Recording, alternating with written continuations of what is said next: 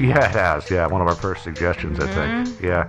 Well, okay, the round the world trip began in Oakland, California. It went eastward. In 1937, people had already flown around the world, so Amelia decided to set herself apart by following an extra long 20,000-mile equatorial route. And also being female. Oh, and also that too, yeah. Yes. Yeah, she got financing for Purdue University, and Lockheed Aircraft built her a custom Lockheed Electra 10 airplane.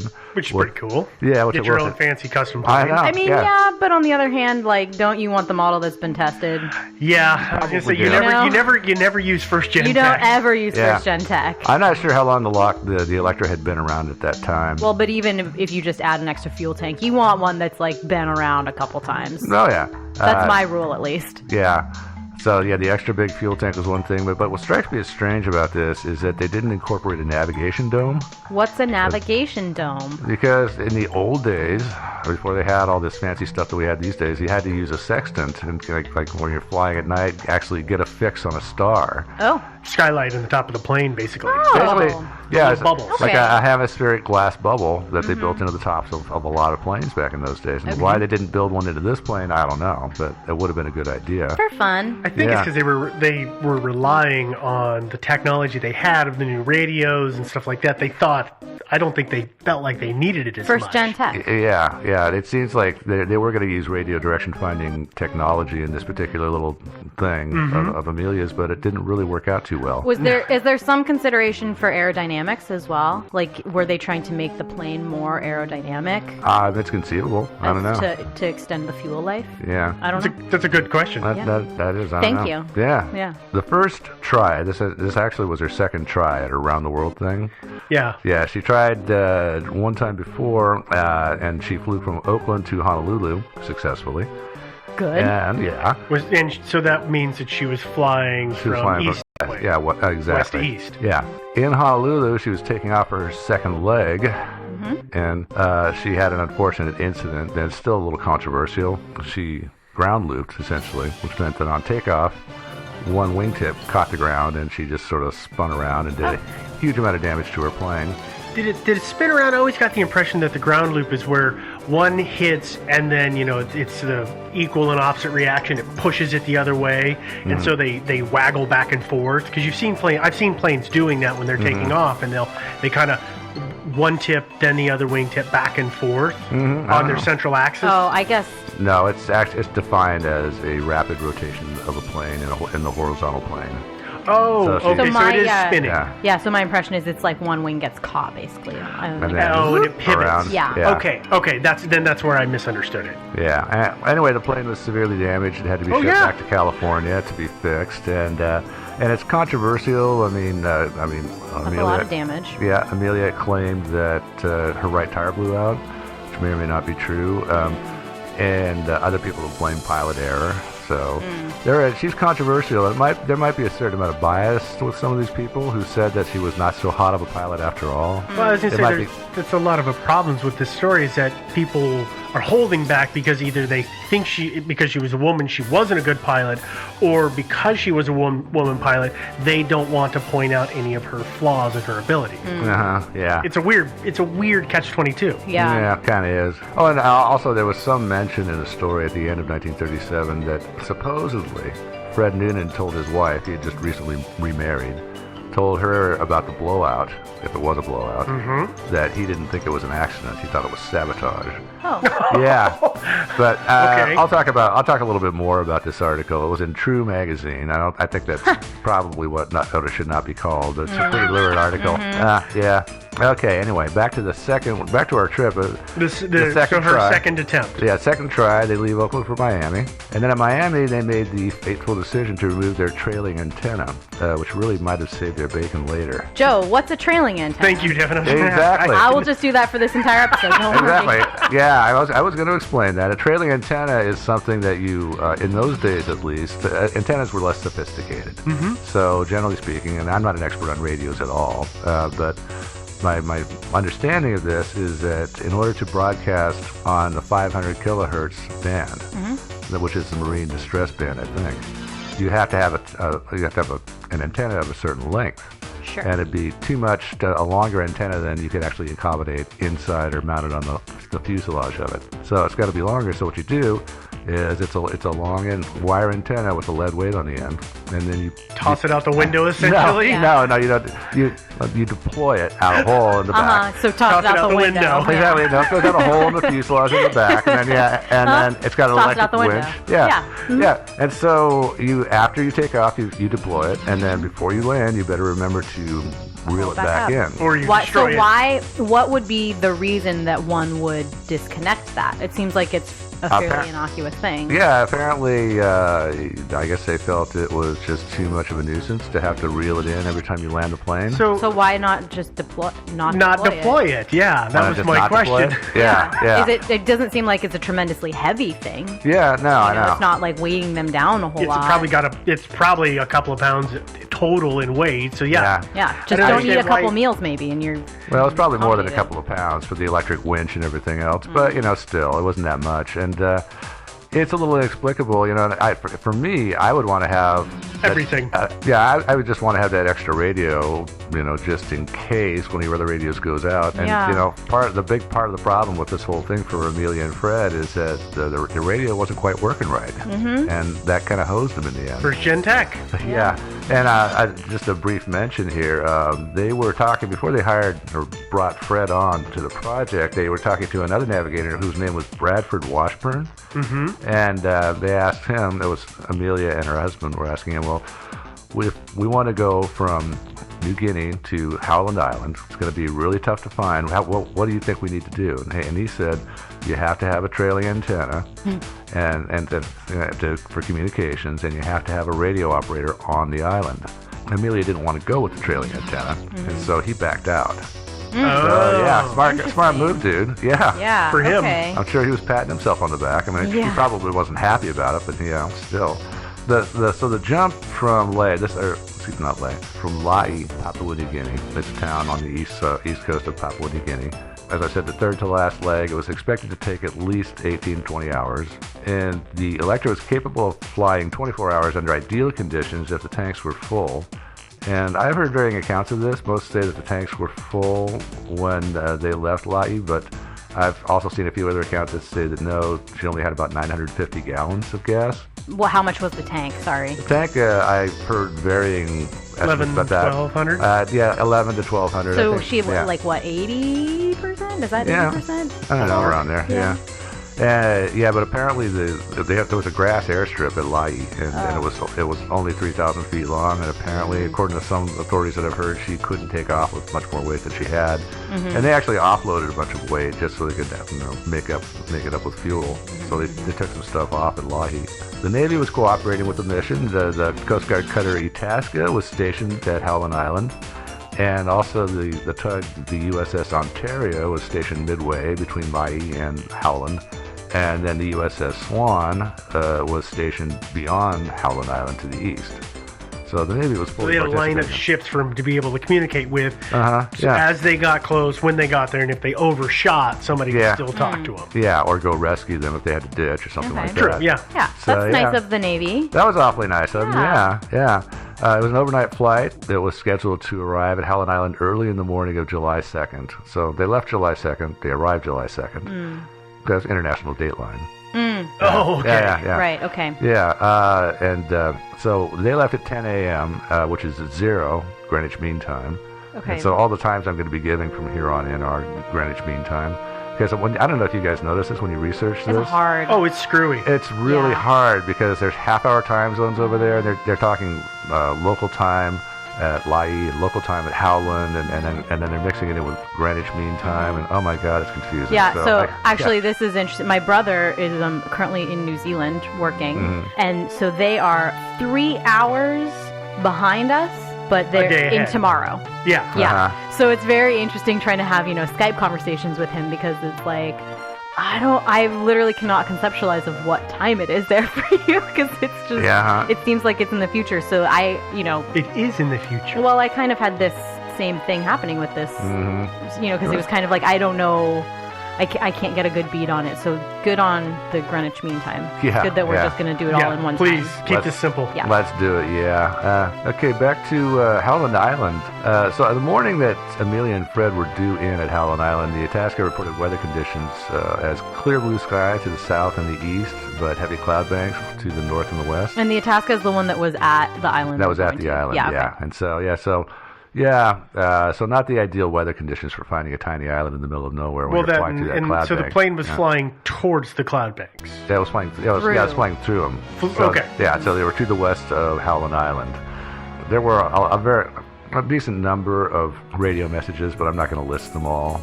There's a lot. There were a lot, but when they were getting close to Howland at 17:47 GMT, Amelia radioed, "We're 200 miles out.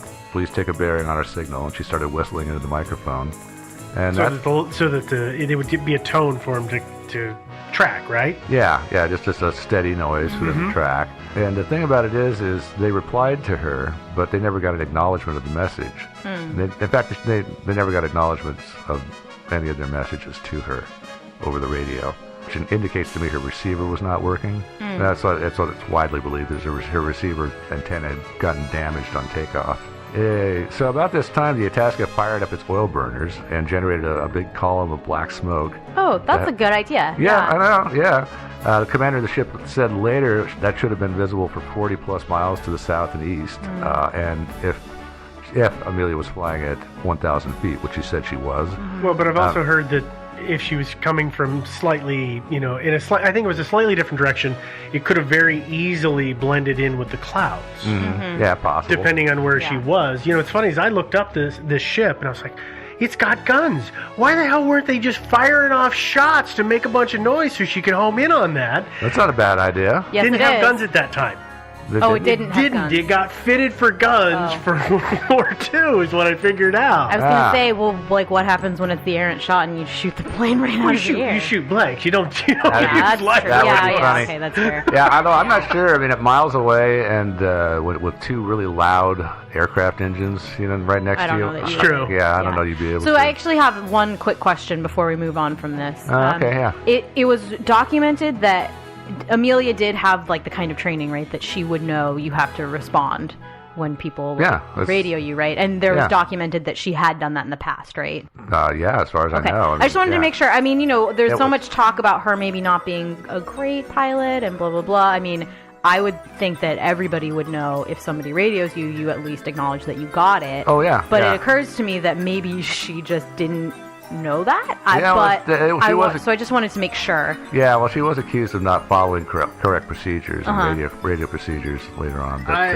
But I just wanted to make sure. So if we're going forward with this, that it does seem reasonable that she wasn't actually receiving the calls. Oh yeah. Not that she was just choosing to not respond. Yeah. Yeah. The other thing that I know of is in reading is because this radio system was different than what she was used to, and she, one account I read, it was like she got like a half hour of training on it. At it's Lockheed. Is that who made this? Yeah. When she was picking up, they gave her a half hour walkthrough of how the radio worked. Yeah. So and also her wasn't right, she may not have been known how to identify that or correct for it. Yeah, it was like her radio direction finder, I think, is the one that she got just a really quick overview on, and that was it. Yeah. Well, and I guess it's also possible she wasn't totally clear on how it worked, and she may have thought she was hitting the button the right way, or she was holding her head the right way, and she wasn't. Yeah. And nobody's saying to her, like, hey, did you hear what we were saying? Her headphones were unplugged the whole time, and she had no idea the mixer was off. She didn't know. There you go. Yeah. Okay, so all right, sorry. Let's. But back to what the commander said. He said that it was doubtful that the smoke would have been visible for more than 20 miles to the north and west, which is where she was coming from. Okay, back to the messages. 1817 GMT. She radios that they were 100 miles out and low on gas. And along about this time, her voice was starting to get a little bit of an edge in it, I hear. I can imagine. Yeah. But this is the part that I find a little inexplicable, is why it was, she must not have been getting any messages from the Itasca or anybody else. Mm-hmm. So at that point, don't you conclude that your receiver is busted and turn around and go back to La'i? Isn't that what? Not if you're running low on gas. Well, I was going to say, Joe, she's been How going far for out is 18 hours. Well, no. I'm not saying at this point. She must have known earlier in the flight, well before the halfway point, that her receiver wasn't working. How could you not deduce that your receiver? Well, do we know, was there a storm? Yeah, there was Any a storm. kind of interference that could have knocked them out on mid-flight, so they wouldn't have known that they weren't receiving? So suddenly they didn't find out that they weren't receiving until not possible. Until they suddenly weren't receiving from the ship, and they were like, "We're just gonna have to go." Point of no return. Yeah. Yeah, it could have been. That could have been. Maybe they got struck by lightning or something like that. I don't know. I don't know, like maybe a duck hit it or something. I mean, not a duck. You know what I mean? A seafaring duck. Yeah, something like that. Yeah, you know. But I mean, is that a reasonable thing to say? I suppose to counter with that? the prevailing theory is that it was damaged on takeoff and it wouldn't have been working the entire flight. Sure. And So they should have figured something out, like when they were communicating with the tower and not hearing the tower in Papua New Guinea responding to them. Yeah. I mean, but anyway, for whatever reason, they just kept journeyed going. on. I think that maybe they figured that they'd be able to find this place, you know. And certainly, if the weather had been better, the weather didn't help at all. They had a headwind for one thing. So back to the messages here. They got their last message on the Itasca at 2014 GMT.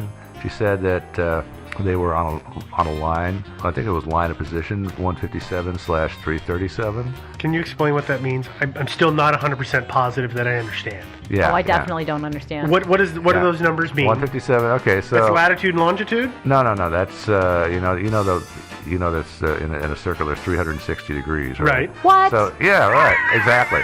And so 0 on that circle is north. Right. 180 degrees is south.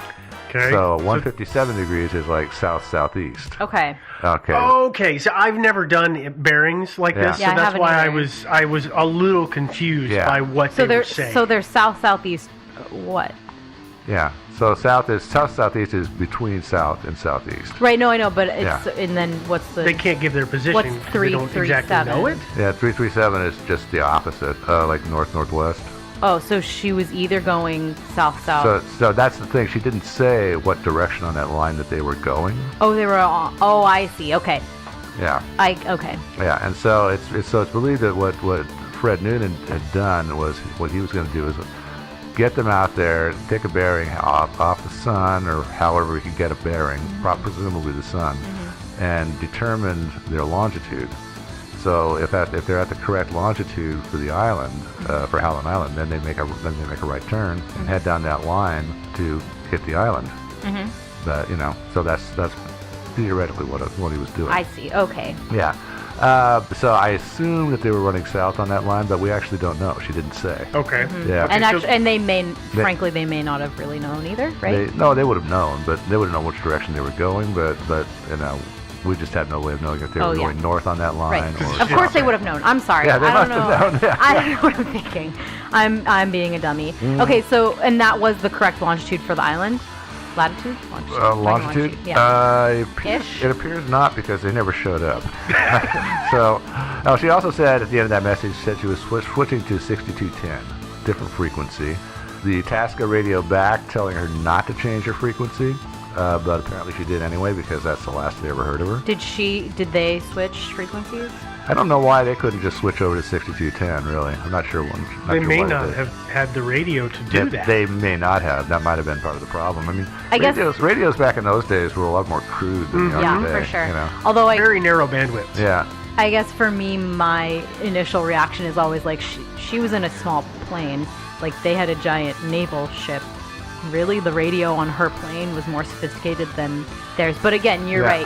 You make a good point that the ship was not new at that time. No, though. but it's, so it may have gotten the latest radio technology 10 years prior. Yeah, that's true. Yeah. So it's a good point that you guys are bringing up because it is totally my impulse to be like, what do you mean her plane was more advanced than a giant battleship? I don't get it. I know. But you're right. I'm not really sure what the issue was there. You would think that they would have the capability of operating on a bunch of different frequencies, including that one, but it might be that their radio was busted. Yeah. Or it was old. Yeah. Well, then certain frequencies are only used in certain areas, on land versus sea, stuff like that. So I mean, I'm completely ignorant here. I know that. So we're going to get a lot of hate mail from ham radio operators. Probably. They're going to kill us. I know.